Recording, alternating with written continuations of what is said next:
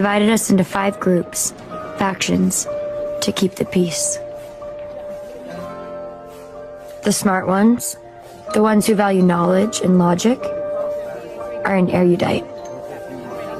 They know everything. Amity farm the land. They're all about kindness and harmony, always happy. Candor value honesty and order. They tell the truth, even when you wish they wouldn't.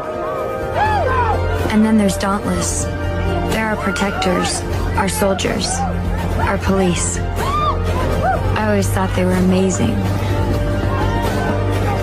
Brave, fearless, and free. My faction is Abnegation. The others all call us Stiffs. We lead a simple life, selfless, dedicated to helping others.